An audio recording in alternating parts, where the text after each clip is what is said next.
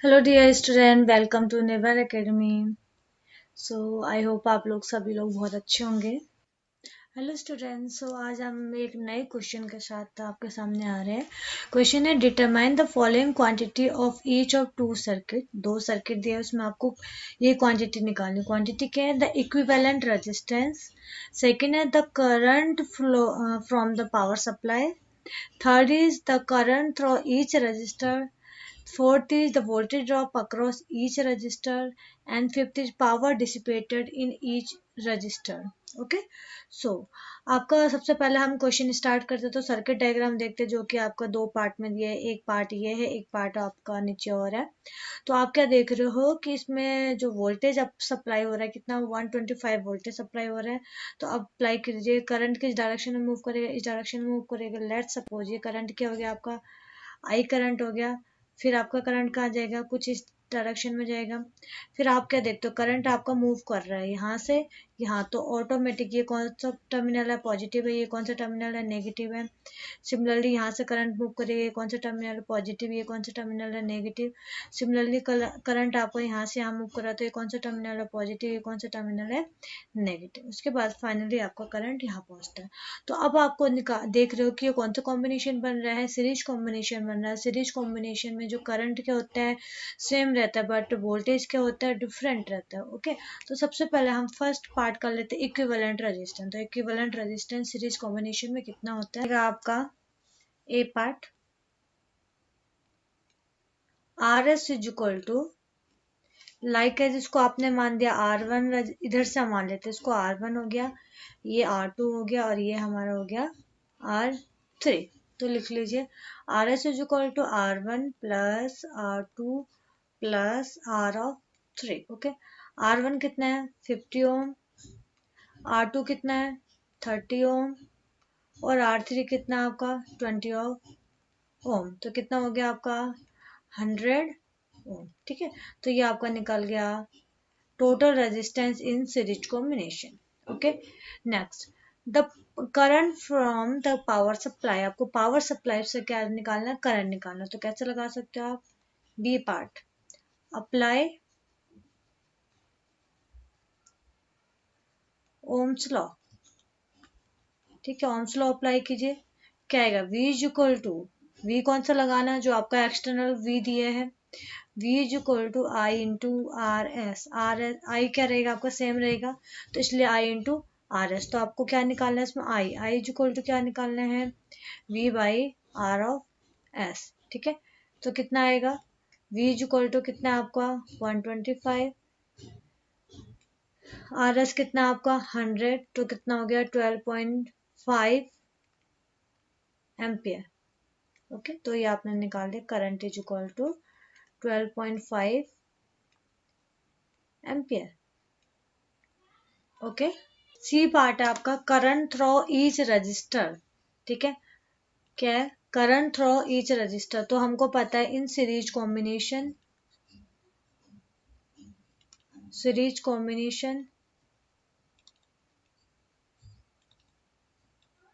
Current is same while voltage are different।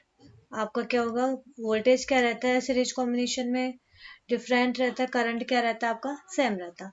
तो आप निकाल सकते हो लाइक एज के करंट थ्रो R1, वो आपने मान दिया IR1, या उसको आपने मान दिया I1। करंट थ्रो R2, उसको मान दिया IR2 is equal to I2। And current through R3, उसको मान दिया आपने R1 के अक्रॉस करंट है I1, R2 के अक्रॉस करंट है I2, R3 के अक्रॉस करंट क्या आपका IO3। क्वेश्चन हम निकाल देते हैं I1, I2 एंड I3, जो कि आपका कितना आएगा, I1 कितना आएगा आपका, और I2 कितना आएगा आपका, I3। तीनों के तीनों आएंगे आपके 12.5 एम्पियर। ठीक है, तो सी पार्ट हमारा कंप्लीट। अब डी बोला गया है वोल्टेज अक्रॉस ईच रजिस्टर। तीनों के तीनों रजिस्टर पे क्या निकालना है आपको, वोल्टेज निकालना है। ठीक है, तो अब आपने बोला सीरीज कॉम्बिनेशन में वोल्टेज क्या होता है, डिफरेंट रहता, तो आपको यहाँ पर निकालना पड़ेगा। ठीक है, तो आपने फर्स्ट माना V ऑफ R1, इसको मान दिया आपने वोल्टेज अक्रॉस R1, इसको आपने मान दिया V1। ठीक है, V1 इज इक्वल टू क्या आएगा, I ऑफ R1। ठीक है, R1 कितना आपका, I तो है आपका 12.5 इंटू R, इंटू R1 कितना आपका 20, तो ये अप्रोक्स आएगा 25 वोल्ट। ठीक है, तो V1 आपका मिल गया। अब आप निकाल सकते हो क्या, वोल्टेज अक्रॉस R2, उसको आपने मान दिया V of R2 is equal to आएगा V2। ठीक है, या V ऑफ R2 के अक्रॉस आपने ले लिया voltage V2, V2 is equal to क्या, I ऑफ R2। ठीक है, I कितना 12.5 इंटू R2 कितना आएगा 30.0 या 375 एम्पियर वोल्टेज है V2। ठीक है, सिमिलरली आप क्या निकाल सकते हो, वोल्टेज अक्रॉस R3, तो इसको आपने ले लिया V3। ठीक है, V3 इज इक्वल टू क्या आएगा, I of R3। Okay, I कितना 12.5 इंटू 50, तो ये अप्रोक्स आएगा 625 वोल्ट। ठीक है, तो अब आपने तीनों के तीनों रेजिस्टेंस पे आपने वोल्टेज को कैलकुलेट कर दिया, तो ये हमारा फोर्थ पार्ट कंप्लीट हो गया। ठीक है, फिफ्थ पार्ट आपका नेक्स्ट जो टॉपिक आएगा तब आपको बताया जाएगा, क्योंकि अभी मैंने आपको पावर वगैरह कुछ अभी बताया नहीं है, तो वो आपको नेक्स्ट टॉपिक में बताया जाएगा। ओके फ्रेंड, अब हम इस क्वेश्चन का सेकंड पार्ट करते हैं, जिसमें कि आपका कुछ इस तरीके से डायग्राम दिए हैं। आपको सेम वैल्यू इसमें भी जो फर्स्ट पार्ट में निकालना था, इसमें भी वही वैल्यूज निकालने। तो सबसे पहले हम सर्किट को सॉल्व कर लेते हैं। तो आप क्या देखते हो, लाइक ये आपका बैटरी है, बैटरी से करंट कहाँ से कहाँ जाएगा, पॉजिटिव टू नेगेटिव। तो आपका आई करंट यहाँ मूव कर रहा है, ये उसके बाद आगे जाएगा तो आपका जो आई करंट है पहले इधर डिवाइड होगा, देन इधर डिवाइड होगा। ठीक है, उसके बाद और आगे जाओगे तो आई करंट पहले इधर डिवाइड होगा, फिर इधर डिवाइड होगा। उसके बाद आप आगे जाओगे तो कुछ आपका आई करंट इस डायरेक्शन में जाएगा। ठीक है, तो आप ये करंट की डायरेक्शन यहाँ पर बना सकते हो, तो ये करंट आपका कुछ इस तरीके से मूव करेगा। तो अब आप क्या देख रहे हो कि ये अगर आपका करंट इस डायरेक्शन में जा रहा है तो ये क्या हो गया, पॉजिटिव टर्मिनल, ये क्या होता हो गया आपका नेगेटिव टर्मिनल। इस रजिस्टर में ये पॉजिटिव टर्मिनल, ये क्या हो गया नेगेटिव टर्मिनल, यहाँ ये पॉजिटिव टर्मिनल, ये नेगेटिव टर्मिनल। ठीक है, इसको आपने एज्यूम करा कि ये रेजिस्टेंस है आपका R1, ये रेजिस्टेंस है आपका R2 और ये रेजिस्टेंस है आपका R3। ठीक है, तो अब आप देख सकते हो कि कौन सा कॉम्बिनेशन बन रहा है, पॉजिटिव पॉजिटिव के साथ कनेक्ट हो रहा है और नेगेटिव नेगेटिव के साथ कनेक्ट हो रहा है। तीनों के तीनों जो रजिस्टर है वो पैरेलल कॉम्बिनेशन में कनेक्ट हो रहा है, तो इसके बेस पे हम निकाल सकते हैं इक्विवेलेंट रेजिस्टेंस। ठीक है, तो लगा दीजिए इसमें टोटल रेजिस्टेंस। टोटल रेजिस्टेंस आप कैसे निकालोगे, टोटल रेजिस्टेंस। ठीक है, तो ये क्या आएगा, 1/RP is equal to 1/R1 plus 1/R2 plus 1/R of 3। ठीक है, रख दीजिए 1/R1 कितने हैं 20 ओम, 1/R2 कितना आ जाएगा 100 ओम, और 1/R3 कितना आएगा 50 ओम। ठीक है, सो इसमें से ले लीजिए आप 100 को एलसीएम, ये क्या आएगा 5, 1 एंड 2 कितना आ जाएगा 8/100। ठीक है, तो आप देख सकते हो 1/RP इक्वल टू क्या आएगा 8/100, तो यहाँ से आप RP की वैल्यू कैलकुलेट कर सकते हो। RP इक्वल टू कितना आएगा 100/8। ठीक है, तो कितना आ जाएगा, रिजल्ट आ जाएगा इसका 12.5 ओम। ठीक है, आपने निकाल दिया टोटल रेजिस्टेंस, तो आ गया आपका 12.5 ओम। ठीक है, ये तो आपका फर्स्ट पार्ट निकला। कौन सा फर्स्ट पार्ट, सेकंड पार्ट आपका क्या आएगा, आपको क्या निकालना है, टोटल करंट। ठीक है, तो टोटल करंट आप कैसे निकालोगे, टोटल करंट। ठीक है, तो वो क्या आएगा, V is equal to I into RS या RP। ओके। अब इसमें आपका पैरेलल कॉम्बिनेशन में जो वोल्टेज होगा वो क्या रहेगा, सेम रहेगा, लेकिन करंट क्या रहेगा, डिफरेंट रहेगा, ठीक है। तो यहाँ पर मैं आई क्यों मेंशन कर रही हूँ, क्योंकि यहाँ पर आपने निकाला टोटल रेजिस्टेंस आपने ऑलरेडी कैलकुलेट कर दिया, तो इसलिए मैंने यहाँ पर I1 I2 I3 की जगह पर यहाँ पर ले लिया है आई, ठीक है। तो आप यहाँ से ओके, सो यहाँ से आप निकाल सकते हो करंट आई इक्वल टू कितना आएगा, V by R P. V कितना है आपका 125 बाई आर पी कितना है 12.5, 10 से मल्टीप्लाई 10 से डिवाइड तो कितना आ जाएगा 125 125, तो कितना आ जाएगा I is equal to 10 of ampere. तो ये आपका करंट निकल गया इन पैरेलल कॉम्बिनेशन, ठीक है, ये टोटल करंट आया। अब नेक्स्ट पार्ट है आपको हर एक रजिस्टर पे इंडिविजुअली करंट निकालना है, ठीक है। तो लेट्स सपोज आपका R1 पे जो करंट है I ऑफ R1 मान लिया उसको आपने, वो आपने एज्यूम करा I1। Similarly I of R2 उसको लिखा आपने I2 and I of R3 जो इक्वल टू ले लिया आपने I3। आई गेस आपको समझ में आ गया, I R1 means current across R1, I R2 current across R2 and I R3 is equal to current across R3। इसमें हम निकाल सकते हैं I1 को कैसे निकालेंगे, अप्लाई ओम्स लॉ, ठीक है।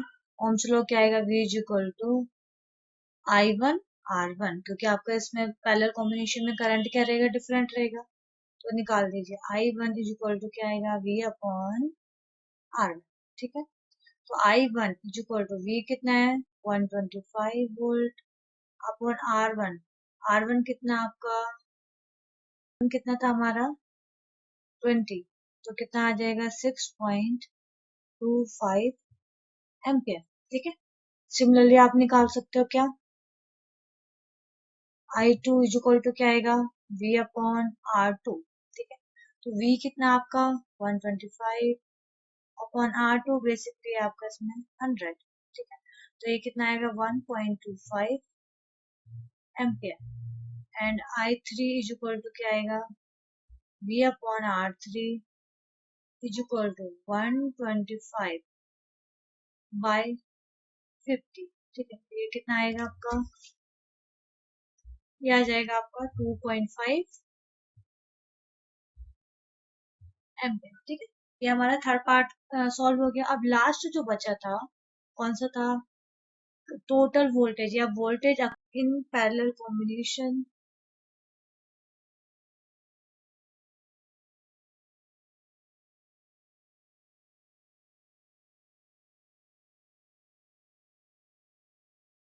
voltage are same, voltage are same while current are different, ठीक है। तो अब इससे क्या रिजल्ट निकलता है, जो टोटल वोल्टेज कितना आएगा, voltage at each resistor, voltage at each resistor, और कितना आएगा V is equal to 125 of volt, सारे पे कितना आएगा 125 वोल्ट ही आएगा। हेलो स्टूडेंट्स, सो हमारा नेक्स्ट टॉपिक है जो कि बहुत ज़्यादा इम्पोर्टेंट है, वो है हीट इफेक्ट ऑफ या heating effect of electrical current. First नाम तो इसका ये होता है, दूसरा ही इसका नाम होता है हीट डिसिपेशन, और तीसरा जो नाम होता है जूल्स लॉ, ठीक है। अगर आपके एग्जाम में तीनों में से कोई भी आएगा ना, आपको एक यही टॉपिक को पढ़ना है करना, या आपको न्यूमेरिकल आएंगे या आपका थ्योरी पोर्शन आएगा, तीनों एक ही है, ठीक है। So basically heating effect of electric current होता क्या है कि आपने देखा कि कोई भी बल्ब है या कोई वायर है, उसमें आपका कंटिन्यूसली आपका क्या हो रहा है, करंट फ्लो हो रहा है, ठीक है। और रजिस्टर का काम क्या होता है, करंट को क्या करता है, अपोज करता है, ठीक है। और अगर उसी रजिस्टर आप कंटिन्यूसली करंट को फ्लो कराते जा रहे हो, तो उसमें कुछ ना कुछ आपका गर्माहट पैदा हो जाती है, हीट प्रोड्यूस हो जाता है, उस हीट को ही बोलोगे आप हीट डिसिपेशन, ठीक है, या जूल्स लॉ या heat heating effect of electrical current. जैसे कि आप एग्जांपल देते हो कि आपके घर में इलेक्ट्रिक आयरन रहता है, वहाँ पर भी जब तक आपका स्टार्टिंग में करंट नहीं जाएगा तब तक वो उसमें हीट प्रोड्यूस नहीं होती। धीरे धीरे कंटिन्यूसली उसमें करंट जाता है, देन उसके बाद आपको उसमें हीट प्रोड्यूस होता है। दूसरा आप एग्जांपल देते हो कि आपके घर में इलेक्ट्रिक बल्ब है, शुरू में आप देखते हो कि उसमें वो नॉर्मल जल रहा है, लेकिन बाद में उसमें से गर्माहट आने लगती है, हीट प्रोड्यूस हो जाती है। तो वो किसकी वजह से हो रहा है कि आपका रजिस्टर में कंटिन्यूसली करंट फॉलो हो रहे हैं, उसकी वजह से उसमें क्या प्रोड्यूस हो जाता है, गर्माहट प्रोड्यूस हो जाता है। तो आपका इसमें हीटिंग इफेक्ट बेसिकली क्या होगा, suppose a wire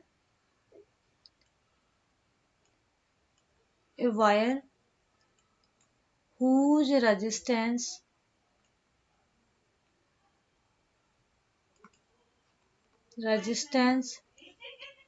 is R, current passes through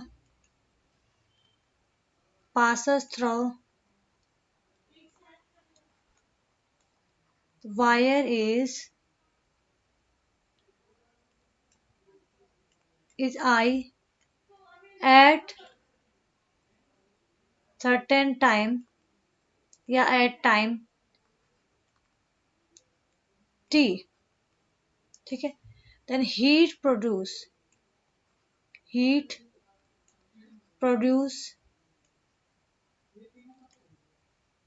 across the wire, उसको आप रिप्रेजेंट करोगे एच इज, ठीक है। और इस हीट को ही बोलोगे आप हीटिंग एनर्जी। क्या बोलोगे आप उसको, हीटिंग एनर्जी। जो कि आप देख सकते हो कि हीटिंग एनर्जी कैसे प्रोड्यूस हो रहा है, लाइक एज कि आपका जो बल्ब है, बल्ब में जो एनर्जी किसके फॉर्म में था, इलेक्ट्रिकल एनर्जी के फॉर्म में था, किस में कन्वर्ट हो रहा है, हीट एनर्जी में कन्वर्ट हो रहा है। सिमिलरली आप आयरन में भी ले सकते हो, उसमें एनर्जी किसके फॉर्म में था, इलेक्ट्रिकल एनर्जी में था, फिर उसमें कन्वर्ट हो गया आपका हीट एनर्जी, तो इसको आप हीट एनर्जी भी बोल सकते हो। तो इसको रिप्रेजेंट क्या किया गया, एच, ठीक है। तो एच जो डायरेक्टली किस पे डिपेंड कर रहा है, आपका करंट पे डिपेंड कर रहा है कि आपका वायर में करंट कितना फ्लो हो रहा है, ठीक है। दूसरा एच आपका डिपेंड करेगा मटेरियल पे, आपका मटेरियल क्या है, और वो कौन रिप्रेजेंट करेगा, आपका रेजिस्टेंस रिप्रेजेंट करेगा, ठीक है। तो ये किस पे डिपेंड करेगा, रेजिस्टेंस पे। तीसरा एच आपका डिपेंड करता है टाइम पे, कि कितने टाइम तक आप ले रहे हो, ठीक है। तो एच डिपेंड करेगा टाइम, तो इसको आप रिप्रेजेंट कर लो आई, इसको आपने कर दिया आर, इसको आपने कर दिया टी, ठीक है। So basically H is equal to, जो फॉर्मूला बनता है वो बनता है H is equal to I square R of T, most important formula, ठीक है। ये बहुत ज्यादा इंपॉर्टेंट फॉर्मूला है, ठीक है। तो हीटिंग एनर्जी ये हो गया। अगर आपको पूछा जाए heating energy per unit time, ठीक है, क्या, heating energy per unit time, heating energy per unit time, वो कितना आएगा, उसको मैंने इमेजिन कर दिया लाइक एज, वो हो गया आपका यू, क्यों टर्म मैंने ले लिया U equal to heating energy per unit time, ठीक है।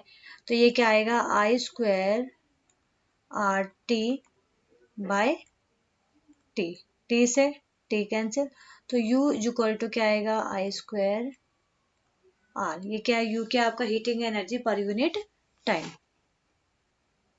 ये हो गया। अब आपका पॉइंट आता है कि जो हीटिंग एनर्जी का यूनिट क्या होगा, ठीक है। तो जो बेसिकली जो नॉर्मल एनर्जी का जो यूनिट होता है, जो कि है आपका जूल, तो हीटिंग एनर्जी का भी यूनिट क्या आएगा, जूल आएगा, यूनिट ऑफ हीटिंग एनर्जी क्या आएगा इसका, ये है आपका जूल, ओके। अब बेटा इसमें से आपका ये तो हमने फॉर्मूला निकाल लिया। एग्जाम में बहुत बार ऐसा आता है कि इसी फॉर्मूला को डिफरेंट डिफरेंट फॉर्म में आपका कन्वर्ट करके बताते हैं, तो वो अब मैं आपको सिखाऊंगी कि आप कैसे कन्वर्जन करोगे इस फॉर्मूले को। ठीक है, बहुत सिंपल है, जो कि आपने पहले जितने भी मेथड पढ़े थे उसके बेस्ड पे ही है, तो आप इसको इजीली कर सकते हो। तो आप यहाँ पर कर देते हैं हम कन्वर्जन।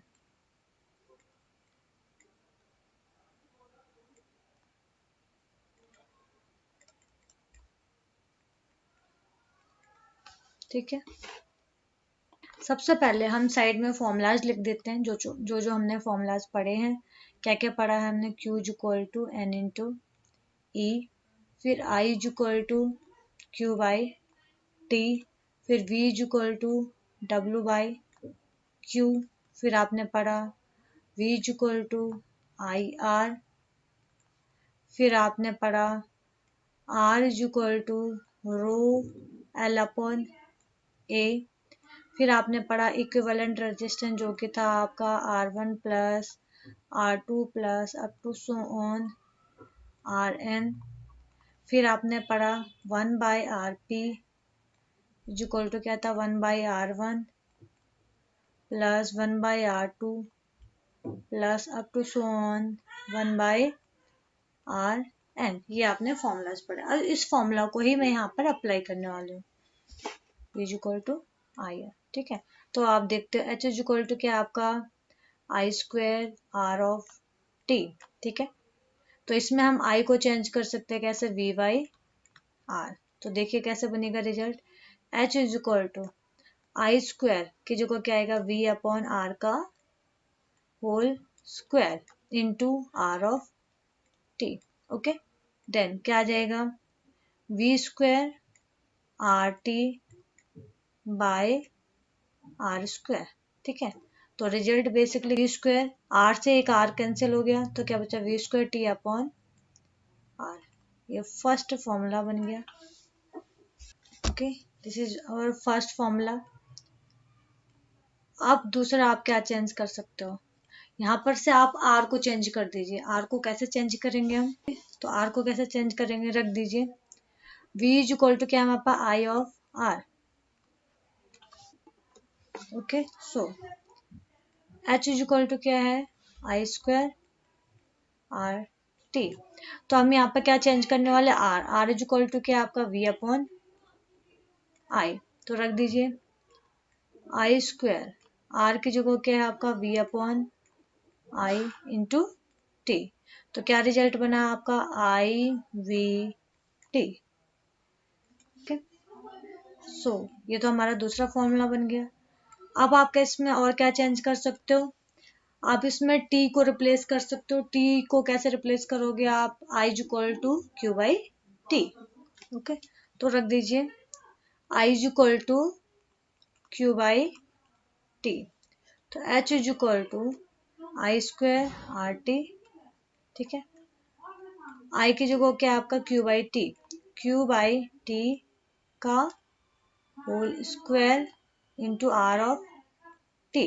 ठीक है, टी से एक टी कैंसिल तो क्या बचा? Q square R by T. So आपका ये अभी फोर्थ रिजल्ट आया। अब आप इसमें क्या चेंज कर सकते हो? हमने आई को चेंज कर दिया, आर को चेंज कर दिया, टी को चेंज कर दिया। इसके अलावा आप और भी वैल्यूज रख के इसमें आप इसमें वैल्यू को चेंज कर सकते हो। ठीक है, तो ये सिंपल सा मेथड आप यहाँ से एच की वैल्यू चेंज कर सकते हो। तो आपका बेसिकली एग्जाम में इसके बेस्ड पे और इसके बेस्ड पे एमसीक्यू बहुत पूछे जाते हैं। इसमें आपका डायरेक्टली एमसीक्यू पूछा जाएगा H is equal to I V T, इसको वेरीफाई करना होता है कि नहीं होता है, तो आप सिंपली से उसका आप कर सकते हो। ओके, सो स्टूडेंट ये हमारा था basic information about heating effect of electric current. तो आप देख सकते हो कि आपके एग्जाम में इसके बेस पे कैसे क्वेश्चन बनते हैं। आपको फर्स्ट ऑफ ऑल इसमें आपका थ्योरी पोर्शन पूछा जाता है कि व्हाट इज जूल्स लॉ और what is heating effect of current और व्हाट इज हीट डिसिपेशन। दूसरा जो आपका क्वेश्चन पूछा जाता है कि इसमें एमसीक्यू के बेस पे क्वेश्चन पूछा जाता है, जो कि मैं आपको न्यूमेरिकल आगे करवाने वाली हूँ। तो और तीसरा आपका न्यूमेरिकल के बेस में क्वेश्चन पूछा जाता है कि ठीक है। तो आप देख सकते हो बहुत ज़्यादा इंपॉर्टेंट टॉपिक। हेलो स्टूडेंट्स, सो हमारा जो नेक्स्ट टॉपिक है वो है application of heating effect of electrical current, जो कि हमने प्रीवियस लेक्चर में देखा था कि उसमें हमने हीटिंग इफेक्ट पढ़ा था, या आपने हीटिंग इफेक्ट इलेक्ट्रिक करंट, या आपने हीट डिसिपेशन, या आपने जूल्स लॉ पढ़ा था। ओके, सो अब आपका इसका हम बेसिक एप्लीकेशन पढ़ने जा रहे हैं। तो यहाँ पर आपको कुछ अप्लायंस दिख रहे हैं जो कि आप नॉर्मली घर में यूज करते हो। ठीक है, तो सबसे पहले हम जनरल इंफॉर्मेशन लेते हैं in heating effect of electrical current. सबसे पहले जो कंडीशन आएगा क्या, वो आएगा high melting point. High melting point, ठीक है। अब हाई मेल्टिंग पॉइंट का रीजन क्या है कि कोई भी अप्लायंस आपका आपका बहुत इजीली गर्म हो जाता है, क्योंकि अगर आप बोल रहे हो कि उस अप्लायंस में जो वायर यूज कर रहे हो उसका रेजिस्टेंस बहुत ज़्यादा हाई है, ठीक है। तो जहां पर भी आपका रेजिस्टेंस हाई होगा तो वहां पर आपका हीटिंग इफेक्ट ऑटोमेटिकली आ जाएगा, ठीक है। तो उसको आप कैसे मेंटेन करोगे, तो उसके लिए आपको हाई मेल्टिंग पॉइंट वाला मटेरियल यूज करना पड़ेगा, ठीक है। दूसरा इसका क्या होता है, हाई रेजिस्टेंस होता है। हाई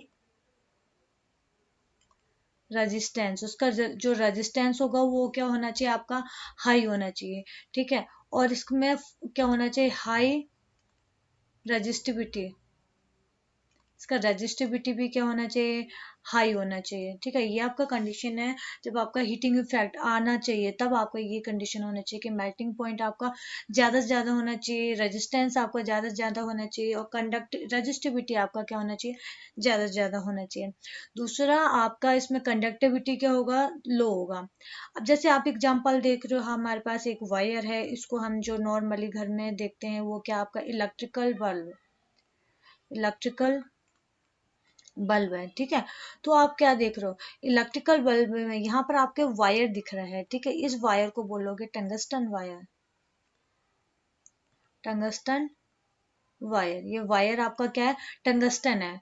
और इसका जो मेल्टिंग पॉइंट है, इसका मेल्टिंग पॉइंट होता है 3380 डिग्री सेल्सियस, बहुत ज़्यादा होता है इसका। जब आपका 3380 डिग्री सेल्सियस होगा उसके बाद ही मेल्ट होना शुरू करेगा, उससे पहले ये आपका मेल्ट नहीं होगा, ठीक है। तो इसलिए आपका नॉर्मली बल्ब में इतना ज़्यादा मेल्टिंग पॉइंट का रखा जाता है ताकि आप इजीली घर में जो बल्ब है उसको यूज कर सकते हो। अदरवाइज आप देखोगे कि अगर इससे कम मेल्टिंग पॉइंट होगा तो आपका जो बल्ब है बहुत जल्दी फ्यूज हो जाएगा, ठीक है। तो नॉर्मली आप देखते हो कि जो आपका कम पावर के जो बल्ब होते हैं, या आप लो प्राइस का, not come power, low price के जो बल्ब होते हैं वो आपके इजीली खराब हो जाते हैं। उसका रीजन ये है कि जो उसका मटेरियल यूज किया जाता है वो चीप मटेरियल यूज किया जाता है, उसका जो मेल्टिंग पॉइंट होता है वो बहुत कम होता है, उसकी वजह से वो जल्दी से जल्दी आपका खराब हो जाता है, ठीक है। दूसरा आपको एग्जाम्पल दिख रहा होगा, यहाँ पर है इलेक्ट्रिक, इलेक्ट्रिक आयरन, ठीक है। तो इलेक्ट्रिक आयरन बेसिकली आपको जो बनता है वो बनता है आपका नाइक्रोम मटेरियल से, ठीक है। नाइक्रोम मटेरियल, ये क्या आपका निकल प्लस क्रोमियम से मिलके बनता है, ठीक है। इसमें आपका, और इसको आप अलाउड भी बोल सकते हैं। अलाउड बेसिकली क्या होता है, आपका दो और तीन आपको जो मेटल्स हैं उसका मिक्सचर होता है, ठीक है। ये तो मेटल या नॉन मेटल जो भी है, उसमें अगर आप दो तीन का आप एक साथ मिक्सचर बना रहे हो तो वो क्या होता है, अलाउज। तो बेसिकली जो आपका आयरन होता है वो नाइक्रोम से मिलकर बना होता है, और वो होता है आपका अलाउज। तो इसका भी जो मेल्टिंग पॉइंट होगा वो बहुत ज़्यादा हाई होता है। नॉर्मली आप देखते हो कि आपका जो आयरन है बहुत जल्दी खराब नहीं होता है, उसके पीछे रीजन है कि इसका बहुत ज़्यादा मेल्टिंग पॉइंट क्या होता है, हाई होता है, ठीक है।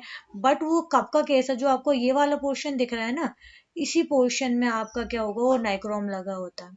लेकिन अगर आप यहाँ से देखते हो, यहाँ से आपका वायर लगा हुआ होता है, ठीक है। तो वायर जो बेसिकली लगा होता है वो किससे बना होता है, wire, wire made by copper, made by copper. जो वायर इसमें जनरली आप यूज करते हो वो कॉपर का होता है, ठीक है। तो जो कॉपर होगा, कॉपर का जो रेजिस्टिविटी होता है, या आप इसमें बोलते हो कि मेल्टिंग पॉइंट, वो आपका लो होता है। किसके केस में, कॉपर के केस में मेल्टिंग पॉइंट इज लो।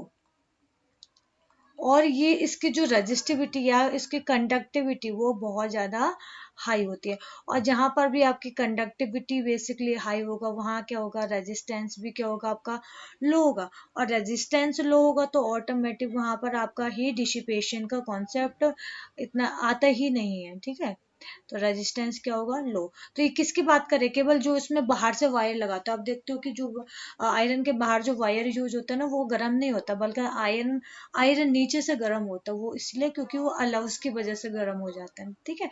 तो ये दूसरा एग्जाम्पल था आपका किसका, एप्लीकेशन ऑफ हीटिंग इफेक्ट का। ओके स्टूडेंट्स, सो नेक्स्ट आपका अप्लायंस आप इसमें यूज करते हो घर में, इलेक्ट्रिक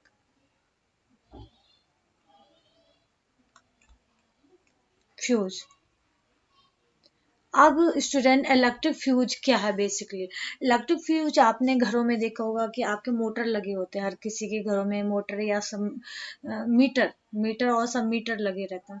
उसको लगाने का रीजन क्या है कि आप क्या कर रहे हो कि आपके घर में हैवी हैवी अप्लायंस यूज कर रहे हो, लाइक एज आप एसी यूज कर रहे हो, या आप टीवी यूज कर रहे हो, या रेफ्रिजरेटर फ्रिज यूज कर रहे हो।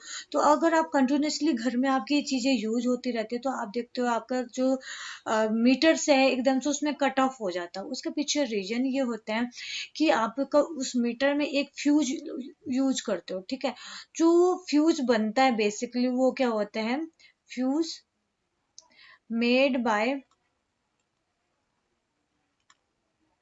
एल्युमिनियम, ठीक है, कॉपर एंड लेड एक्सेट्रा, इन सब चीजों से आपका ये मटेरियल बना होता है, फ्यूज बना होता है, ठीक है। अब आप देख सकते हो कि जो कॉपर है, अभी हमने डिस्कस किया था कि उसका जो मेल्टिंग पॉइंट होता है वो क्या होता है, लो होता है, ठीक है। तो आपका इसमें जैसे ही आपके घरों में अप्लायंस बहुत ज्यादा हो जाते हैं तो ये क्या करता है कि जो फ्यूज होता है वो मेल्ट हो जाता है। उसकी वजह से आपके जो अदर अप्लायंस है कि जो मीटर की वजह से जो अदर अप्लायंस है वो आपके खराब होने से बच जाते हैं। इसी वजह से घरों में ये फ्यूज लगाए जाते हैं, ठीक है।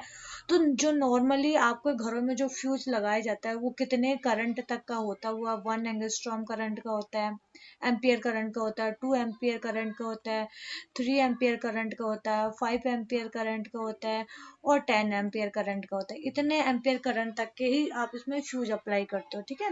तो ये बेसिकली आपको आई होप समझ में आ गया होगा कि इलेक्ट्रिक फ्यूज हम घर पे क्यों लगाते हैं और इसका पीछे रीजन क्यों होता है। अदरवाइज हम देखेंगे कि अगर हम इलेक्ट्रिक फ्यूज नहीं लगाएंगे ना, घर पे बैठे हुए हम चीज़ें बहुत सारी चीज़ें एक ही हमने मीटर से कनेक्ट कर दिए हैं और वो सारी चीज़ें चल रही हैं, भाई कभी ऐसा ना हो जाए कि हम ही फ्यूज हो जाए, ठीक है। वो क्यों हो सकता है कि भाई अब आपकी मशीनें खराब होंगी तो ऑब्वियसली घर पे आपका आग लग सकती है, कुछ हो सकता है। तो उसको कितना इजीली ये प्रोटेक्ट कर देता है। तो ये हर घरों में लगाने के बहुत ज़्यादा, इवन घरों क्या, अगर कहीं और ऑफिस वगैरह कहीं भी हर जगह आपका ये इलेक्ट्रिक फ्यूज लगाया जाता है। सिमिलरली आपका जो लास्ट टॉपिक है ये आपका इलेक्ट्रिक केटल, जो कि आजकल लोग बहुत ज़्यादा यूज करते हैं, इलेक्ट्रिक केटल, ठीक है। तो इलेक्ट्रिक केटल में भी कुछ इस तरह का ही रहता है जैसे आपका आयरन में रहता है। इसमें भी आपका सोलेनोइड आपने सुना होगा, अगर नहीं सुना होगा तो आप मैग्नेटिक फील्ड वाले चैप्टर में देखोगे। सोलेनोइड बेसिकली लाइक है, आप हीटर देखते हो घर में, हीटर में आपका वायर कैसे रहता है, कुछ इस तरह वाउंड वाउंड तरीके से वायर लगे रहते हैं। तो जो आपका इलेक्ट्रिक केटल भी आपका बेसिकली आयरन की तरह ही वर्क करता है। तो इस केस में भी आपका जो मेल्टिंग पॉइंट होता है इसमें भी बहुत ज़्यादा हाई होता है। जब तक आपका वो मेल्टिंग पॉइंट हाई रहेगा, आपका जब तक हीट डिसिपेशन नहीं होगा तब तक आपका ये इसके अंदर वाटर आपका गर्म नहीं होता है, ठीक है। तो ये बेसिक आपने एप्लीकेशन इसके देखे हीटिंग इफेक्ट के, तो आप लोगों को आई होप समझ में आ गया होगा, ठीक है।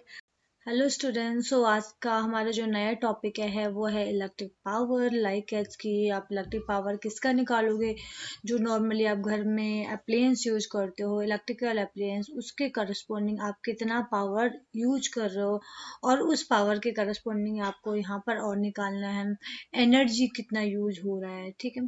सो बेसिकली आप कंसिडर कर लो, suppose a wire, suppose a wire whose resistance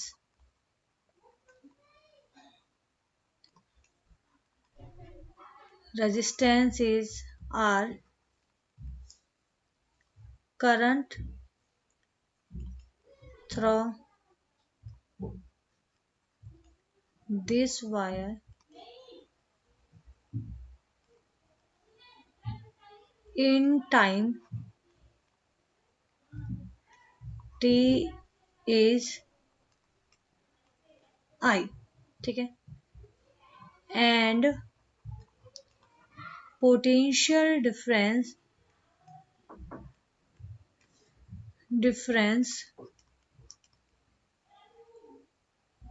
across the wire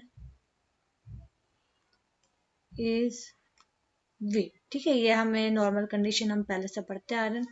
so power is equal to, basically जो पावर है वो आप समझ सकते हो किस पे डिपेंड करेगा, आपका पोटेंशियल डिफरेंस पे डिपेंड करेगा। मीन्स कि आप कितना इनिशियल सप्लाई दे रहे हो, ठीक है। तो power is depend on the potential difference, और जितना आप वोल्टेज सप्लाई दे रहे हो, भाई आपका जो पावर है आप तब तक नहीं निकाल सकते जब तक आपका जो लाइक रेफ्रिजरेटर है वो वर्क कर रहा है, लेकिन अगर जब तक आप उसमें सप्लाई नहीं दोगे तब तक वो वर्क नहीं करेगा, तो आप उसका एनर्जी पावर को कैलकुलेट नहीं कर सकते। तो सबसे पहले आपको क्या पता होना चाहिए कि आपका पोटेंशियल डिफरेंस कितना है या वोल्टेज कितना अप्लाई करो, ठीक है। दूसरा, पावर प्रोपोर्शनल टू करंट, ठीक है, आपका करंट पे डिपेंड करेगा। तो आप फाइनली जो रिजल्ट क्या देख रहे हो, पावर इज इक्वल टू क्या होता है, वोल्टेज इंटू करंट, ओके। या इसको लोगे V इंटू आई, ये आपका निकला है। पावर को रिप्रेजेंट करोगे आप P। ओके स्टूडेंट्स, सो हमारे ये मोस्ट इंपॉर्टेंट फॉर्मूला मिल गया है, power is equal to voltage into current, ठीक है।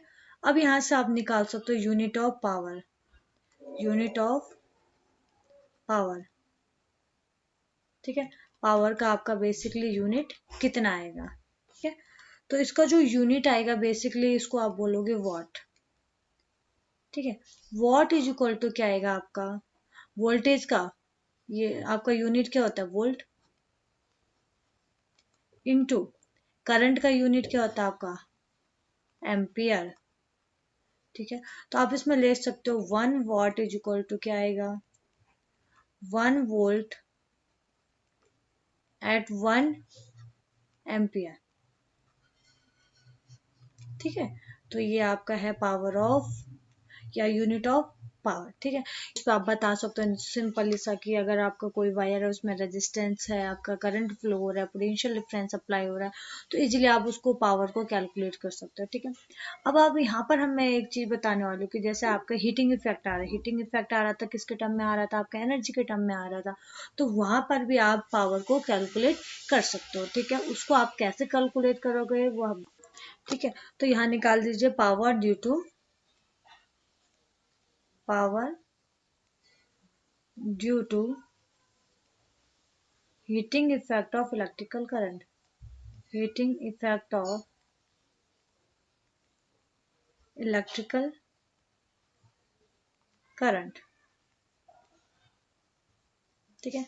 ये पावर आप कैसे कैलकुलेट करोगे। सो स्टूडेंट, आप इसमें पावर को बेसिकली आप कैसे डिफाइन करते हो कि किसी एक पर्टिकुलर टाइम में किसी अप्लायंस पे कितना एनर्जी आ रहा है, उसको आप क्या लिखते हो पावर। सो पावर को आप लिख सकते हो power is equal to energy per unit time, means किसी अप्लायंस पे कितना आप एनर्जी सप्लाई दे रहे हो, ठीक है। और यहाँ पर हम जो एनर्जी बात कर रहे हो किसकी बात कर रहे हैं, हीट एनर्जी, ठीक है। Heat energy per unit time, okay. So power को मैं रिप्रेजेंट कर लेती हूँ P is equal to heat energy क्या लेते हो आप H अपॉन टाइम, ठीक है। H को क्या लेते हो आप I²R/T, ओके। टाइम, टाइम तो T आएगा, तो आपका पावर इज इक्वल टू कितना बच गया बेसिकली I²R। ये बहुत ज़्यादा इंपॉर्टेंट फॉर्मूला मिल गया है, इसके बेस पे बहुत बार आपके जैसे एमसीक्यू टाइप में आपके बहुत क्वेश्चन पूछे जाते हैं, प्लस इसके बेस पे आपके न्यूमेरिकल क्वेश्चन भी पूछे जाते हैं, ठीक है, तो यह फॉर्मूला आपको रटना नहीं है, केवल आपको समझना है एंड आप एग्जाम में इसको इजीली टैकल कर सकते हो। ठीक है, अब मैं नेक्स्ट कराने वाली हूँ। यहाँ तक तो आपका पावर समझ में आ गया कि आप पावर कैसे निकालो। यहाँ मैं कन्वर्जन करने वाली हूँ। कन्वर्जन की मीन्स कि आपके बहुत तरीके के जो फॉर्मूले हैं पावर के, कभी कभी एग्जाम में दिखाई जाते हैं कि power is equal to this much, वो कैसे कैलकुलेट होते हैं। ओके, सो स्टूडेंट, सबसे पहले हम लिख देते हैं कि हमने अभी तक क्या क्या फॉर्मूला पढ़े थे, उसके बेस पे हम यहाँ कन्वर्जन करते हैं।